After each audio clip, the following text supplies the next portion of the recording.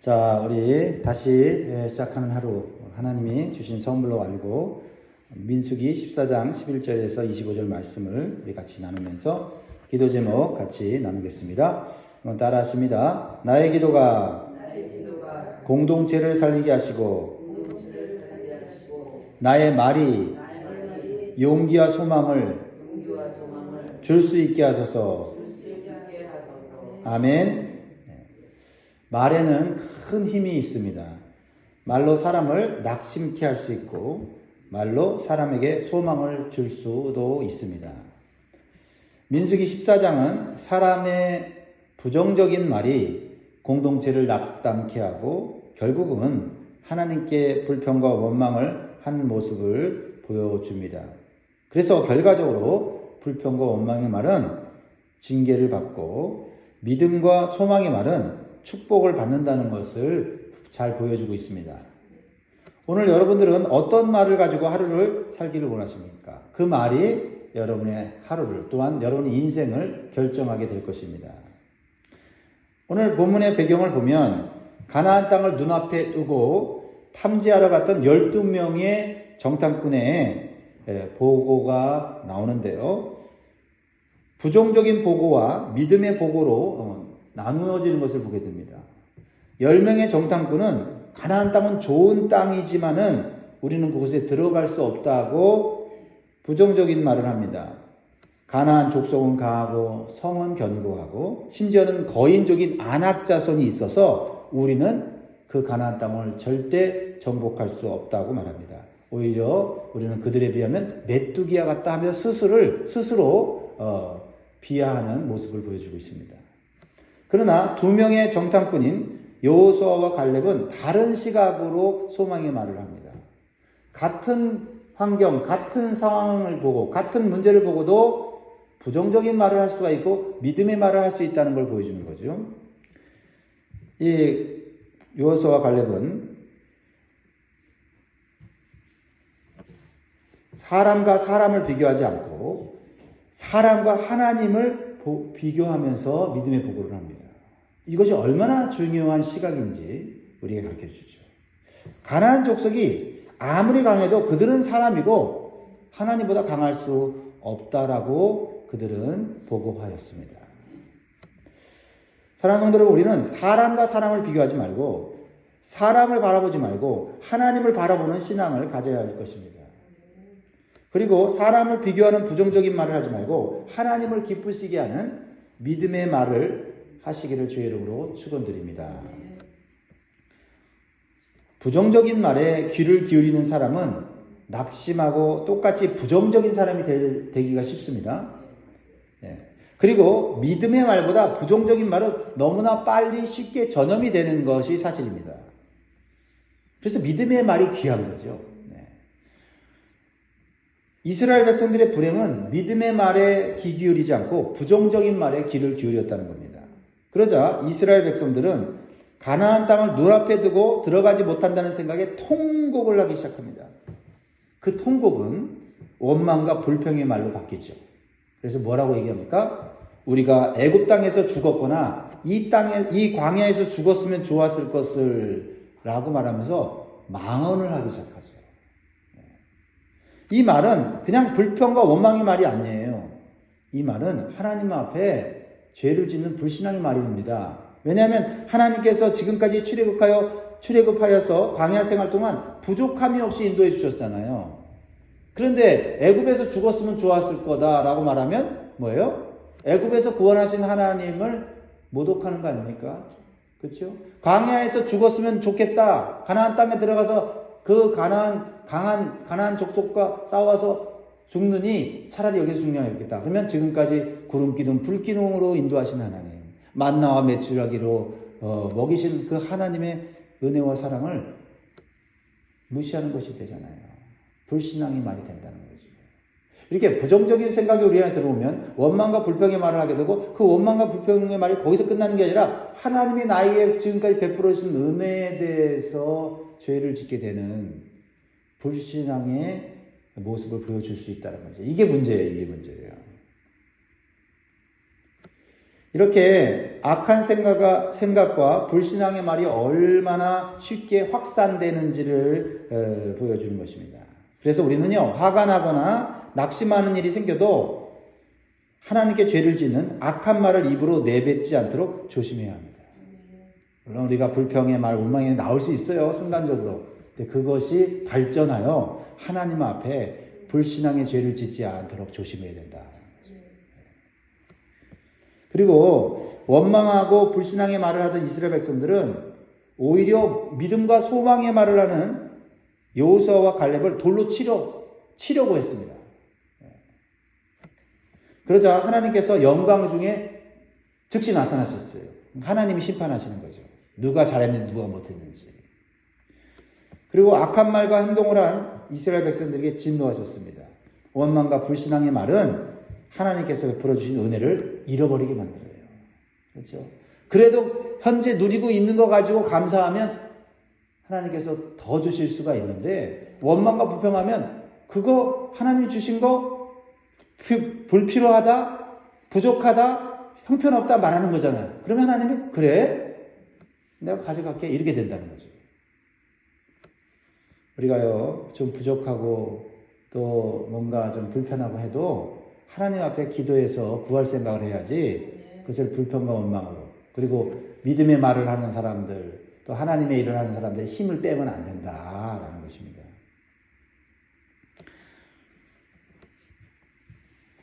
하나님께서는 이 원망과 불평을 하는 이스라엘 백성들에게 그렇다면 내가 너에게 전염병을 내려서 멸절시키겠다고 말씀하세요.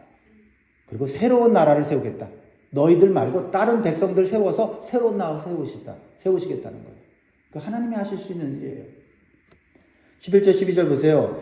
여호와께서 모세에게 이르시되 이 백성이 어느 때까지 나를 멸시하겠느냐? 내가 그들 중에 많은 이적을 행하였으나 어느 때까지 나를 믿지 않겠느냐? 내가 전염병으로 그들을 쳐서 멸하고 네가 그들보다 크고 강한 나라를 이루게 하리라. 이스라엘 백성들이 애굽 백성보다 나아서 구원한 거 아니고 다른 민족보다 뭔가 특별한 것이 있어서 이스라엘 백성들을 하나님 백성 삼은 게 아니에요. 그렇죠? 마찬가지도 우리가 세상에서 세상 사람들보다 나아서 구원받은 거 아니고 그들보다 뭔가 대단한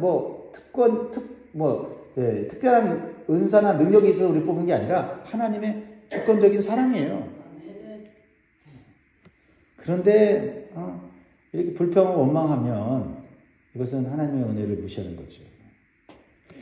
하나님께서는 은혜와 자비가 풍성하시지만 그 은혜와 자비를 망각하고 계속해서 불평하고 원망하는 자들을 용납하지 않으십니다. 죄를 짓고 회개하는 자들은 언제든지 용서하시지만 그 죄를 인정하지 않고 회개하지 않는 자들은 용납하지 않으세요. 이제 하나님의 진노하심으로 이스라엘 백성들은 그동안 누리던 모든 것들을 잃어버리고 생명까지 잃을 위기에 처했습니다. 끝나는 거죠. 이러한 위기 속에서 하나님의 진노를 멈추게 했던 것은 모세의 중보기도다라는 거예요. 오늘 핵심 메시지입니다. 모세는 생명을 걸고 이스라엘 백성들을 범죄한 이스라엘 백성들을 살려달라고 기도하고 있어요. 그런데요, 하나님께서 이 모세의 간절한 중보기도를 들으시고 용서하십니다. 그리고 다시 한번 기회를 주셨어요. 참 귀하지 않습니까? 끝났다고 생각하는데 끝났다고 생각한 그 순간에 누군가가 그 공동체를 위하여 그 사람을 위하여 목숨 걸고 중보기도할 때 하나님이 마음을 돌이키신다는 걸 보여주죠. 그러면 모세의 중보기도는 어떤 기도였습니까? 하나님 중심의 기도죠. 첫 번째는 하나님의 이름을 높이고 소중히 여기는 기도를 했어요. 하나님 소중하십니다. 하나님의 이름 높이면 받아 마땅합니다. 그게 모세에게 가장 중요한 기도의 핵심이었다. 그래서 모세는 하나님께서 하나님의 백성인 이스라엘 백성들을 멸절시키면 하나님의 이름과 명성이 땅에 떨어질 것을 염려했어요. 세상의 이방 민족들이 착각할 수 있다는 겁니다. 하나님이 능력이 부족해서 이스라엘 백성들을 출애굽시키고 결국은 광야에서 죽게 했다고 세상 사람들이 하나님을 우습게 여길 수 있다는 거예요. 15절 16절 봅니다. 이제 주께서 이 백성을 하나같이 죽이시면 주의 명성을 들은 여러 나라가 말하여 이르기를 여호와가 이 백성에게 주기로 맹세한 땅에 인도할 능력이 없었으므로 광야에서 죽였다 하리이다. 모세는 이스라엘 백성들이 범죄하고 불평하고 원망하고 하나님의 은혜를 망각한 거 동의했습니다. 그래서 맞습니다. 죽어 마땅합니다. 그런데 하나님의 이름은 높아지셔야 되지 않겠습니까? 그리고 하나님은 능히 자기 백성을 맹세한 땅인 가나안 땅에 들어가실 수 있는 능력이 하나님인 것을 그는 확신했어요. 그래서 하나님의 이름과 능력이 이방인들에게 무시당하고 짓밟히는 것이 견딜 수가 없었습니다. 그래서 모세는요, 하나님의 이름을 위해서라도 이스라엘 백성들을 살려달라고 중부하고 있는 것입니다. 얼마나 귀한 마음입니까? 비록 범죄했지만 자기 동족이에요. 그렇죠? 그러니까 하나님 불쌍히 여겨달라는 거죠. 그런데 그저 죄 지은 백성 불쌍히 여겨달라는 그런 게 아니라 하나님의 이름이 높아지기를 원합니다. 사람은 보통 자기 자신의 유익을 위해서 기도를 하죠. 모세도요, 사실 지도자로서 자신을 원망하는 이스라엘 백성들로 인해서 상처를 받았습니다. 얼마나 괘씸합니까? 그렇죠? 지금까지 모세가 정말 자기의 개인적인 모든 것들을 포기하고 그들을 위해서 하나님 말씀을 따라 헌신한 거 아닙니까? 그런데 위기만 만나면은 지도자를 원망하고 하나님을 원망하는 그들에게 질렸을 거예요. 그런데요, 모세가요, 자기가 받은 상처보다도 하나님의 이름과 영광이 땅에 떨어지는 게 더 싫은 거예요. 그래서 하나님의 이름을 세상에서 높이기 위해서 지금 중보 기도를 하고 있는 겁니다. 그 마음을 우리가 갖기를 원합니다. 두 번째는요, 모세는 하나님의 인자와 자비의 성품을 의지하면서 중보 기도해요.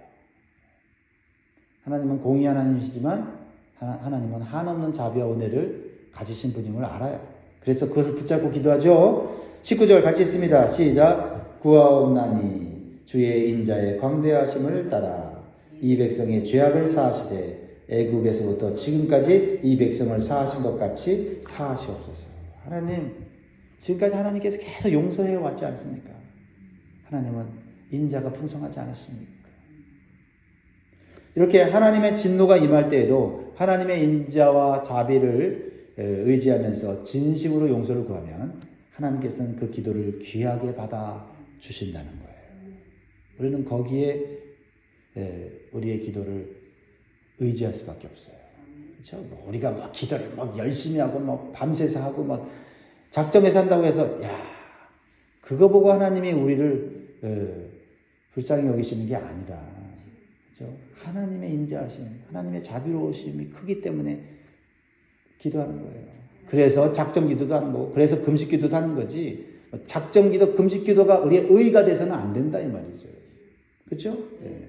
하나님의 자비하심이 있기 때문에 생명을 걸고 기도하는 거 아닙니까? 초점이 달라지면 안 돼요. 그래서 40일 금식 기도했다. 그것이 경력이 되면 안 되고, 그게 자랑이 안 되면 안 돼. 물론 40일 금식 기도나 작정 기도하는 분들의 마음은 우리가 분명히 본받아야 돼요. 변질되면 안 됩니다.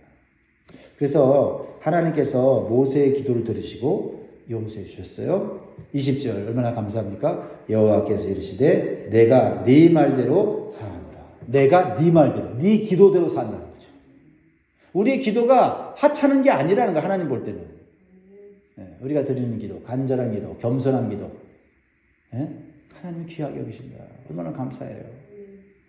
그런데 기도 안 하고 딴짓거리하고 돌아다니면서 인간적인 방법으로 문제를 풀려고 한다면 얼마나 어리석습니까? 기도를 가장 귀하게 보시는데요. 이스라엘 백성들은 자기 죄악으로 인해 마땅히 죽어야 했습니다. 그러나 한 사람, 모세의 간절한 기도가 수백만 명의 목숨을 살린 것입니다. 여기서 예수 그리스도의 모습을 우리가 볼 수 있지 않습니까? 한 사람, 예수 그리스도께서 우리를 위해 죽으심으로 많은 사람, 모든 사람들이 하나님께 죄사함을 받고 구원받을 은혜를 얻지 않았습니까?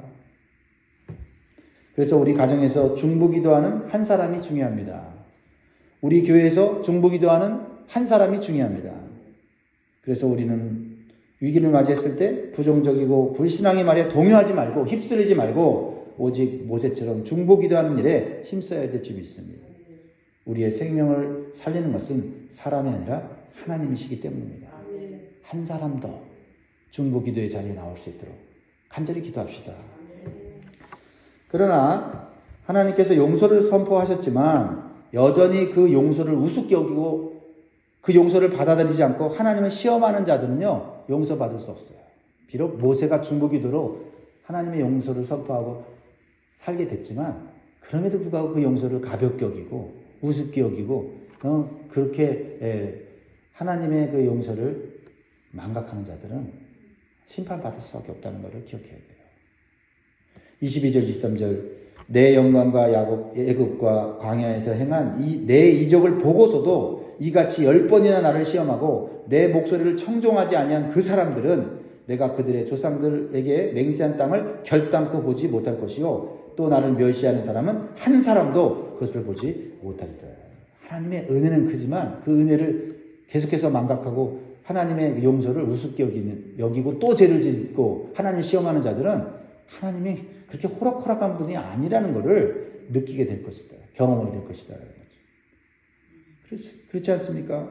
지금 모세의 기도로 용서를 받아서 즉시 멸망당하는 비극은 피했지만은 자신의 죄를 인정하지 않고 회개하지 않고 또 불신앙의 길을 간다면 그들은 하나님의 은혜와 용서를 받을 자격이 없게 된다라는 겁니다.